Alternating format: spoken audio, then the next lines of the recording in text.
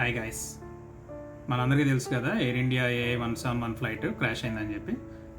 దాని గురించి మనందరికీ చాలా క్వశ్చన్స్ ఉంటాయి. ఈ ఎయిర్ ఇండియాకి సంబంధించిన ఫ్లైట్ బోయింగ్ వాళ్ళది డ్రీమ్ లైనర్ 787 సిరీస్ సంబంధించింది. అసలు ఈ డ్రీమ్ లైనర్ 787 సిరీస్ ఏంటి, దీని ట్రాక్ రికార్డ్ ఏంటి, దీనికి ఏమైనా సేఫ్టీ ఇష్యూస్ వచ్చినాయా పాస్ట్లో, దాన్ని బోయింగ్ వాళ్ళు ఎలాగా ఓవర్టేక్ చేశారు ఆర్ ఓవర్కమ్ చేశారు. And very very important question, పైలట్స్కి ఫ్లైట్లో ఏమైనా ఇష్యూ ఉందా అని చెప్పి వాళ్ళకి ముందే ఏమైనా తెలుసా తెలీదా, తెలిస్తే దీనికి ఏమైనా రెక్టిఫై చేయడానికి ట్రై చేశారా. అండ్ ఎక్స్పర్ట్ రివ్యూవర్స్ ఏం చెప్తున్నారు, ఎక్స్పర్ట్స్ ఏవియేషన్ ఇండస్ట్రీకి సంబంధించిన ఎక్స్పర్ట్స్ ఏం చెప్తున్నారు. దీంట్లో ఎవ్రీ ఫ్లైట్లో బ్లాక్ బాక్స్ అనేది ఉంటుంది. ఆ బ్లాక్ బాక్స్లో ఏం రికార్డ్ అయ్యి ఉండొచ్చు. మనకున్న క్వశ్చన్స్లోకి వెళ్ళే ముందు కొంచెం ఓవర్వ్యూ ఇవ్వడానికి ట్రై చేస్తాను కొత్తగా చూసే వాళ్ళ కోసం, అసలు ఏం జరిగింది ఈ ఇన్సిడెంట్లో అనేది. సో ఎయిర్ ఇండియా AA171 అనే ఫ్లైట్ వచ్చేసి అహ్మదాబాద్ నుంచి టేక్ ఆఫ్ అయింది. టేక్ ఆఫ్ అయిన 30 సెకండ్స్ నుంచి 1 మినిట్ లోపే క్రాష్ ల్యాండింగ్ అయిపోయింది అనమాట. జనరల్గా పైలట్స్కి ఆడ్ సిచ్యువేషన్స్లో ఎలాగ ల్యాండ్ చేయాలి అనే దాని మీద వాళ్ళకి ఫుల్గా ట్రైనింగ్ ఇవ్వబడి ఉంటుంది అనమాట. కానీ ఇక్కడ ఏం జరిగిందంటే, ఫ్లైట్స్ ఎప్పుడు కూడా వెరీ వల్నరబుల్గా ఉండే స్పాట్స్ ఏంటంటే when they are landing and when they are taking off. Okay, so ఇది టేక్ ఆఫ్ అయ్యే టైంలో జరగటం వల్ల పైలట్స్కి కంట్రోల్ చేయడం అనేది కొంచెం డిఫికల్ట్గా కూడుకున్న టాస్క్ అనమాట.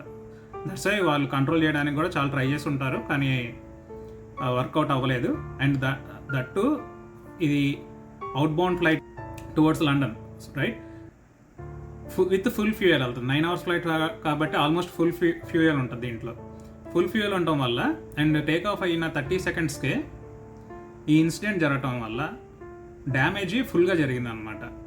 అండ్ దట్టు పాపులేటెడ్ ఏరియాలో జరగటం వల్ల కొలాటరల్ డ్యామేజ్ అనేది కూడా ఎక్కువే జరిగింది. అండ్ ఈ ఫ్లైట్ క్రాష్ అయింది కూడా అక్కడ పక్కనే ఉన్న మెడికల్ కాలేజీ హాస్టల్ మీద అని చెప్తున్నారు. అక్కడ కూడా కొన్ని క్యాజువాలిటీస్ ఉండొచ్చు అని చెప్తున్నారు, బట్ అకౌంట్ అనేది అఫీషియల్గా బయటికి రాలే. సో ఈ ఫ్లైట్లో కనుక 242 ప్యాసింజర్స్ ట్రావెల్ చేస్తున్నారు. అందులో 241 ప్యాసింజర్స్ ఇంక్లూడింగ్ క్రూ చనిపోయారని తెలుస్తుంది. And coming to our questions, so first question వచ్చేసి ఏంటంటే, what is this Boeing dream liner 787 series? ఈ డ్రీమ్ లైనర్లో, ఈ బోయింగ్ 787 డ్రీమ్ లైనర్లో అంతకుముందు ఇంకో 2 మోడల్స్ ఉన్నాయన్నమాట, 747 అండ్ 767 అని చెప్పేసి. ఈ సిరీస్లో కొన్ని ఫాల్ట్స్ వచ్చినాయి అంతకుముందు, ఆర్ అంత ఎఫిషియెంట్గా లేవు. సో వాటిని రెక్టిఫై చేసుకుంటా ఈ 787 అనే సిరీస్ని రిలీజ్ చేశారనమాట. అంతకుముందు సిరీస్లో ఏంటి ఇష్యూస్ అంటే, బోయింగ్ వాళ్ళు వాడింది లిథియం అయాన్ బ్యాటరీస్. సో వాటికి మిడ్ ఎయిర్లో కానీ ఏమేమి ఇష్యూస్ వచ్చినాయంటే, మిడ్ ఎయిర్లో కానీ ఆన్ గ్రౌండ్ మీద ఉన్నప్పుడు కానీ బ్యాటరీస్లోంచి స్మోక్ రావటం కానీ, బ్యాటరీస్ ఓవర్ హీట్ అయిపోవడం కానీ, ఆర్ బ్యాటరీస్లోంచి ఫైర్ రావటం కానీ, ఇది మిడ్ ఎయిర్లో ఉన్నప్పుడు కూడా ఇలాంటి ఇష్యూస్ వచ్చినాయి అనమాట ప్రీవియస్గా. సో బోయింగ్ వాళ్ళు ఏం చేశారంటే 2013లో అనుకుంటా దీని మొత్తాన్ని, బోయింగ్ డ్రీమ్ లైనర్ సిరీస్ అనే దాని మొత్తాన్ని గ్రౌండ్ చేసి వాళ్ళ బ్యాటరీ కేసింగ్స్ మొత్తాన్ని ఫుల్గా అప్గ్రేడ్ చేసుకొని మళ్ళీ రిలీజ్ చేశారనమాట. సో గ్రౌండ్ చేయడం అంటే ఏంటంటే, వాళ్ళ దగ్గర ఈ డ్రీమ్ లైనర్ సిరీస్లో ఏమేమి ఫ్లైట్స్ ఉన్నాయో వరల్డ్ వైడ్ 1000 ఫ్లైట్స్ దాకా ఉన్నాయి. వీటి మొత్తాన్ని గ్రౌండ్ చేసేసారు, అంటే స్టాప్ చేసేసి వాళ్ళు అప్గ్రేడ్ చేసుకొని విత్ ఫుల్ సేఫ్టీ రేటింగ్ తోటి రిగరస్ టెస్టింగ్ చేసి మళ్ళీ 787 సిరీస్ అనే దాన్ని రిలీజ్ చేశారనమాట.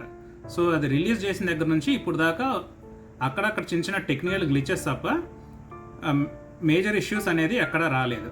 సో మనకి ఎయిర్ క్రాఫ్ట్స్లో నాట్లో బోయింగ్ డ్రీమ్ లైనర్ సిరీస్ అనేది సేఫ్టీ రేటింగ్లో one of the top of the line అని చెప్పుకోవచ్చు అనమాట.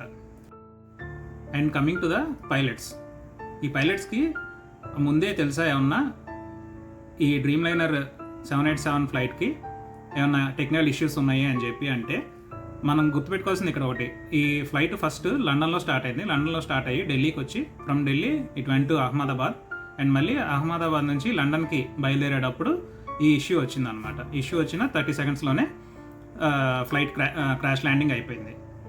ఇక్కడ లండన్లో స్టార్ట్ అయ్యేటప్పుడు ఈ ఫ్లైట్ 90 మినిట్స్ డిలే అయింది. సో డిలే అవటం వల్ల ఎందుకు డిలే అయిందంటే ఏదో టెక్నికల్ గ్లిచ్ వచ్చింది, టెక్నికల్ ఇష్యూ వచ్చింది, అందుకని చెప్పి డిలే చేశారు. టెక్నికల్ ఇష్యూ వచ్చినా కానీ అది క్లియర్ అవ్వకుండా ఫ్లై అయ్యారా, క్లియర్ చేసుకొని ఫ్లై అయ్యారా అనే క్వశ్చన్ వస్తే ఏవియేషన్ ఇండస్ట్రీలో సర్టిఫికేషన్స్ అనేది అండ్ రూల్స్ అండ్ రెగ్యులేషన్స్ అనేవి వెరీ వెరీ టఫ్గా ఉంటాయి. ఎందుకంటే first passenger safety and next వచ్చేసి ఎయిర్లైన్స్, మినిస్ట్రీ ఆఫ్ ఏవియేషన్, అది ఏ కంట్రీకి సంబంధించిన అయినా కానీ, అండ్ డ్రీమ్ లైనర్స్ బోయింగ్ వాళ్ళది కానీ ఆర్ ఎనీ అదర్ కంపెనీ వాళ్ళ రెప్యుటేషన్ అన్నీ కూడా ఆన్ ద లైన్ ఉంటాయి. సో ఏ చిన్న ఇన్సిడెంట్ జరిగినా కానీ అందరికీ బ్యాడ్ నేమ్ వస్తుంది. సో అందుకోసం కూడా ఈ సర్టిఫికేషన్స్ అనేది అన్నీ పాస్ అయితేనే ఫ్లైట్ని టేక్ ఆఫ్కి అలౌ చేస్తారనమాట. సో ఇక్కడ మనం ఆల్మోస్ట్ రూల్ అవుట్ చేయొచ్చు ఏంటంటే దీనికి లండన్లో టెక్నికల్ ఇష్యూ వచ్చినా కానీ అవి క్లియర్ చేసుకొని స్టార్ట్ అయ్యారు అని చెప్పి. అండ్ వన్స్ అహ్మదాబాద్ నుంచి మళ్ళీ లండన్ స్టార్ట్ అయ్యేటప్పుడు మళ్ళీ గ్లిచ్ వచ్చింది. సో టేక్ ఆఫ్ అయిన 30 సెకండ్స్లోనే కాబట్టి ఫ్లైట్ని కంట్రోల్ చేయడం చాలా కష్టం. అందులో ఈ బోయింగ్ 787 డ్రీమ్ లైనర్ సిరీస్ ఎంత అడ్వాన్స్ అయినా కానీ ఆ టైంలో చాలా వల్నరబుల్గా ఉంటాయి. ఏ ఇష్యూ వచ్చినా కానీ కంట్రోల్ చేయడం కష్టం కాబట్టి క్రాష్ ల్యాండింగ్ అయిందనమాట. సో ఇది ఓవరాల్గా ఈ AI 171 బోయింగ్ 787 సిరీస్కి సంబంధించిన ఫ్లైట్ క్రాష్ అయింది కదా, దాని గురించి నేను చేసిన రీసెర్చ్. అండ్ మీకేమైనా క్వశ్చన్స్ ఉంటే కింద కమెంట్స్లో చెప్పండి, మళ్ళీ రెక్టిఫై చేయడానికి ట్రై చేస్తాను. ఆర్ నేను చెప్పిన దాంట్లో ఏదన్నా మిస్టేక్ ఉంది అంటే కనుక I will try to correct my self. నేను చేసిన రీసెర్చ్ సంబంధించిన లింక్స్ కానీ ఎయిర్ ఇండియా ప్యాసెంజర్స్ లిస్ట్ కానీ కింద లింక్లో పెడతాను ఆర్ డిస్క్రిప్షన్లో పెడతాను. Please go through it for your reference. And once again, thank you very much for watching my video and supporting me. Thank you.